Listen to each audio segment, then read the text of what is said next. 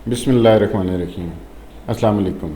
17 जुलाई 2022 Sunday का दिन है। नेक्स्ट वीक के लिए मैंने दो शेयर्स जो हैं वो आज अपने उनका रिव्यू आपके साथ शेयर करेंगे, एवीएन और एटीआरएल। नेक्स्ट वीक हमारी इन शेयर्स को लेकर स्ट्रेटजी क्या होनी चाहिए, उस पे आज हम बात करेंगे। अपनी स्क्रीन पे आप एवीएन का ग्राफ देख सकते हैं और अगर हम नज़र डालें इसमें तो ये एवीएन तकरीबन जून में जो था वो 72, 71, 72 रुपीज़ के आसपास ट्रेड कर रहा था। और उससे अगर हम थोड़ा पहले चले जाएं मई के एंड में तो ये उस टाइम पे कुछ 68, 69 रुपीज़ तक नीचे आया हुआ था। वहाँ से इस शेयर में अगर आप देखें तो कुछ बाइंग आई, फिर ये शेयर ऊपर गया वो तकरीबन 81 रुपीज़ तक। अच्छा गेन आया इसमें। वहाँ से फिर एक डिक्लाइन मार्केट में देखा गया और फिर एक जगह आके ये शेयर जो है वो स्टेबल हो गया ऑलमोस्ट, और वो था कुछ 71 रुपीज़, 72 रुपीज़ की रेंज में। फिर ये शेयर काफ़ी टाइम तक, काफ़ी दिनों तक इसी रेंज में ऊपर नीचे ट्रेड करता रहा। उसके बाद अगर हम गौर करें तो ये एक पॉइंट है जहाँ पे इसमें बाइंग आई। नीचे आप बाइंग वॉल्यूम्स जो हैं वो देख सकते हैं।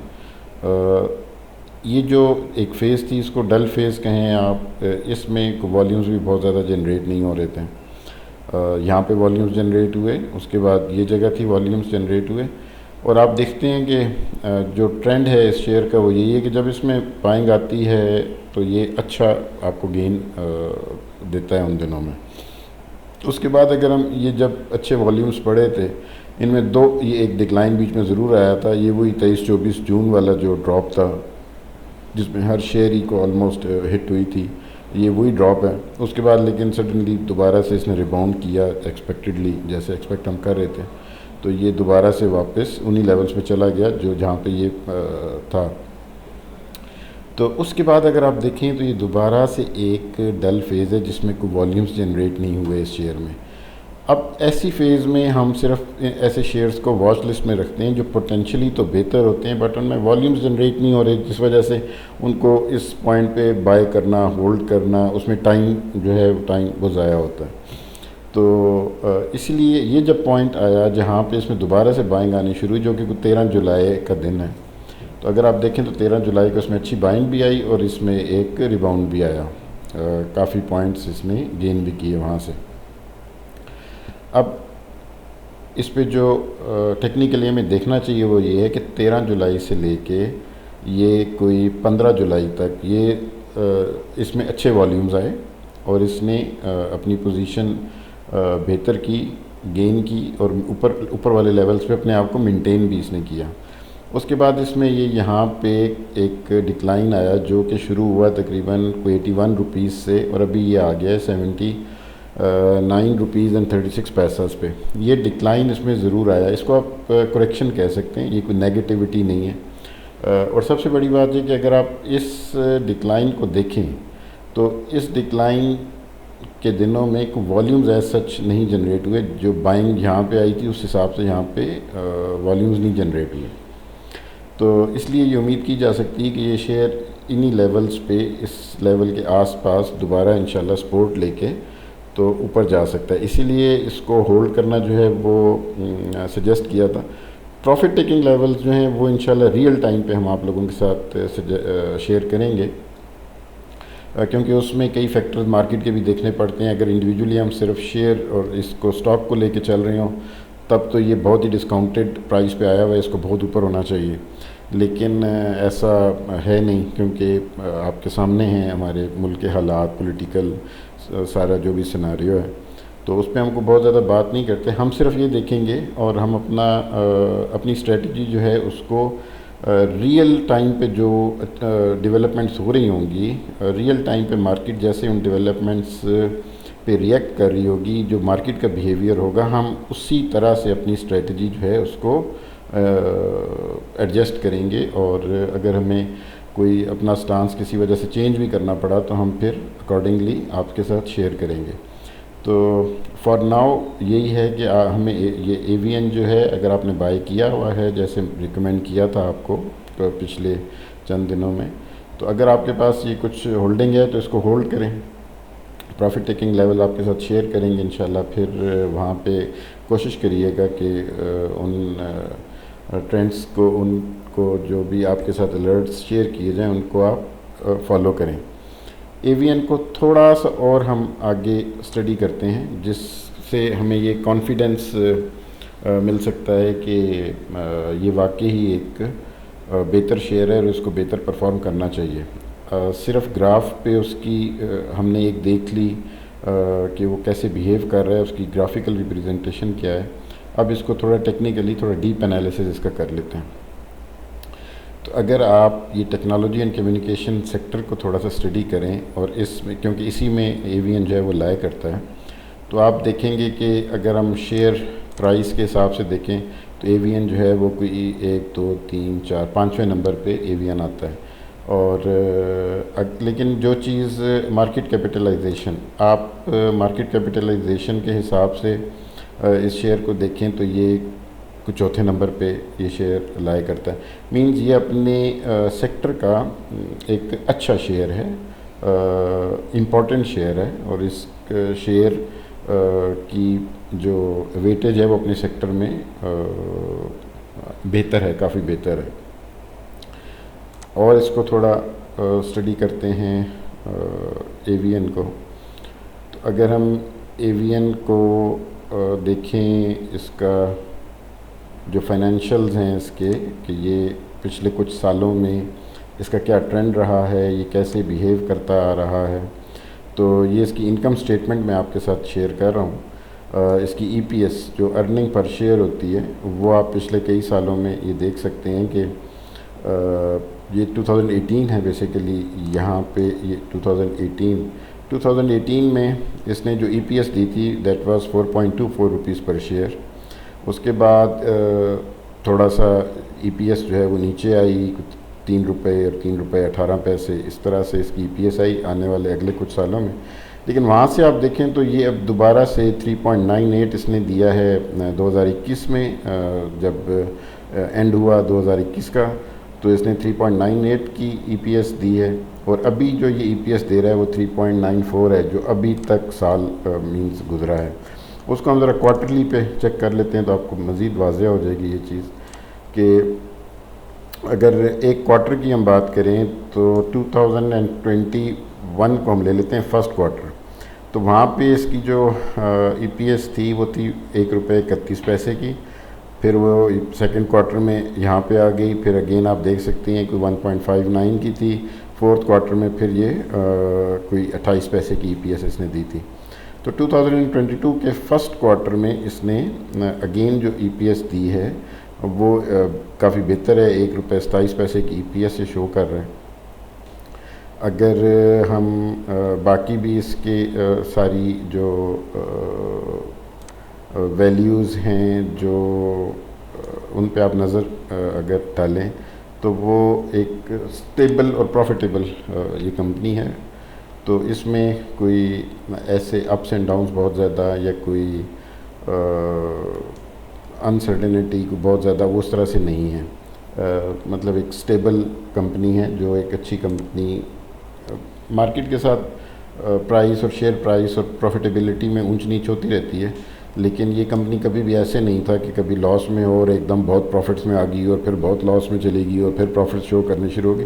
तो ऐसी कोई अनसर्टन इसकी वो मूवमेंट्स नहीं है इस कंपनी की। आप देख सकते हैं कि ऑपरेशनली ये प्रॉफिट में है। पिछले मतलब अगर हम सेकंड क्वार्टर से भी हमें नज़र आ रहा है तो ये प्रॉफिट में ही है। प्रॉफिट्स में ठीक है, प्रॉफिट्स भी तो इसके with the passage of time बेहतर ही हुए हैं। ये क्वार्टरली हम इसको एनुअली भी देख लेते हैं। तो एनुअली भी अगर आप देखें तो 2015 से अभी तक ये कंपनी ऑपरेशनली भी प्रॉफिट में है और आफ्टर टैक्सेशन भी ये कंपनी प्रॉफिट में ही चल रही है और प्रॉफिट ग्रेजुअली इंक्रीज़ ही हुए हैं इस कंपनी के। तो हम इस कंपनी को एक अच्छी कंपनी के तौर पे कंसिडर कर सकते हैं। बाकी बात कर लेते हैं अब ज़रा ATRL की। तो अगर हम ATRL पे नज़र डालें जी, तो ATRL का ग्राफ जो हमें बताता है वो ये कि जून में जून के स्टार्ट में ये जो शेयर था वो आ गया था कोई 152 रुपीज़ के करीब। वहाँ से फिर इसमें अगेन वही जिस तरह से पहले हम एवीएन के सिलसिले में भी बात कर रहे थे कि फिर एक डल फेज़ रही चंद दिन की, और इस डल फेज़ में, ये डल फेज़ थी कोई तकरीबन 10 दिन की आप कह लें।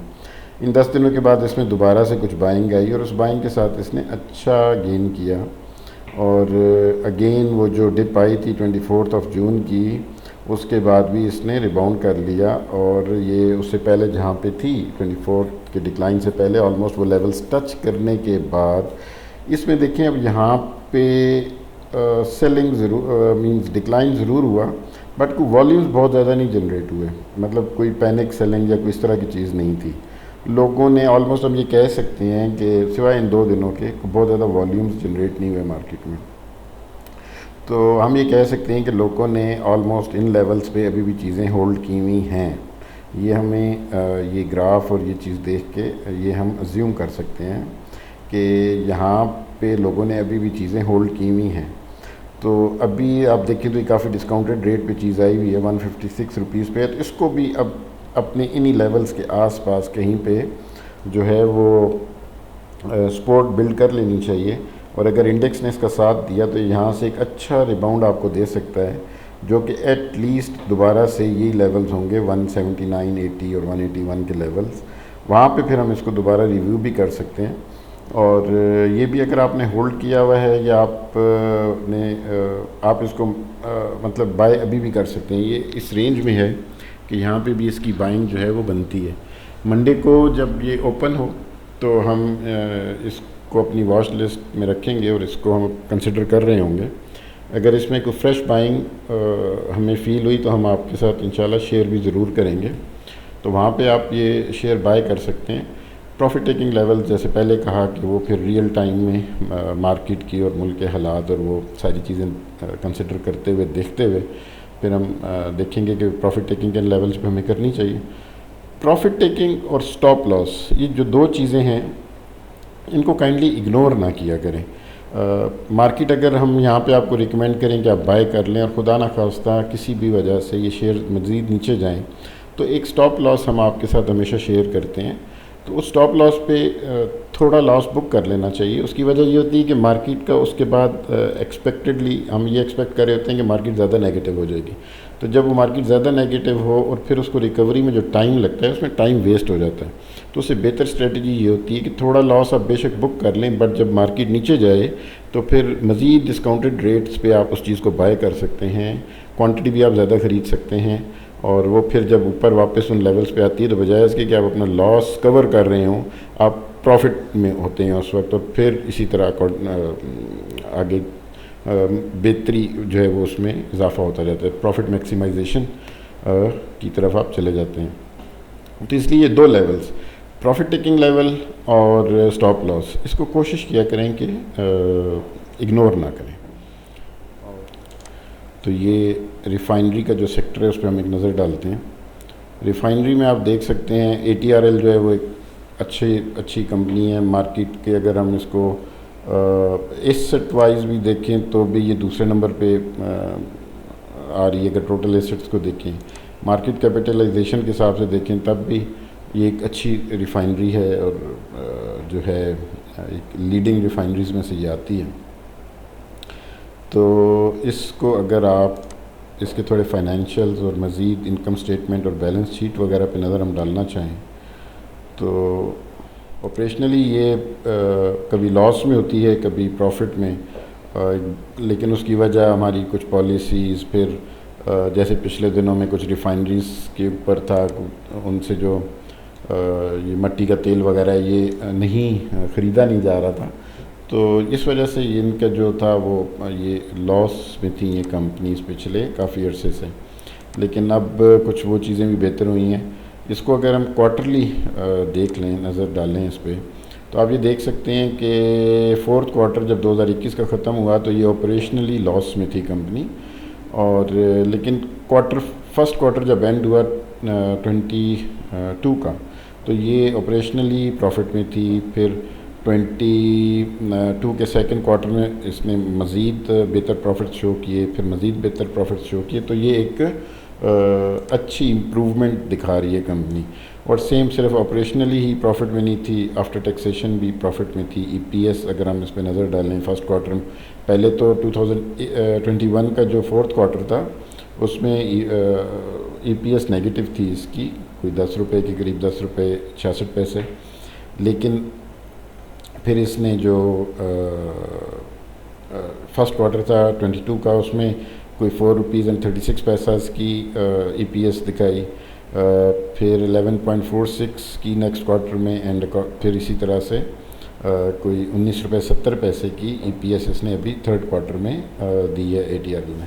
तो एटीआरएल को भी अगर देखा जाए तो इस हिसाब से एक बेहतर शेयर है, और ग्राफिकली भी जहाँ जिस तरह से ये जो पोजीशन इसकी बन रही है वो भी ऐसी ही है कि यहाँ पे इसमें कहीं सपोर्ट इसको ले लेनी चाहिए। ये एक ऐसा पॉइंट है कोई 1 रुपये और 154-55 के करीब, कि यहाँ पे ये पिछले भी कुछ टाइम पे अच्छी सपोर्ट्स ले लेता है।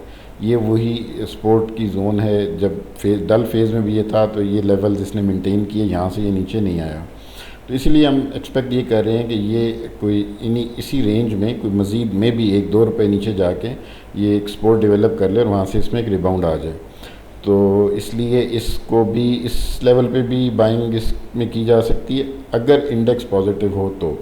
पहले एवीएन के बारे में भी जो मैंने आपको कहा वो यही, अगर इंडेक्स सपोर्ट करे, अगर इंडेक्स पॉजिटिव हो तो ये दोनों शेयर्स ऐसे हैं जो नेक्स्ट वीक के लिए हम बाय कर सकते हैं, और फिर इनको अकॉर्डिंगली देखेंगे। बाकी ये वीडियो आज थोड़ी डिटेल में बनाई, थोड़ी शायद लंबी हो गई। आइंदा भी मैं कोशिश करूँगा कि कोई 1-2 शेयर्स आपके साथ हफ्ते में हम डिफरेंट शेयर्स पे अपना एनालिसिस जो है वो आपके साथ शेयर करें, और आप भी थ्रू कमेंट्स हमसे कोई एक बात पूछना चाहें तो वो पूछ सकते हैं, कुछ चीज़ डिस्कस करना चाहें तो डिस्कस कर सकते हैं। बाकी अपना बहुत ज़्यादा ख्याल रखें। Thank you very much.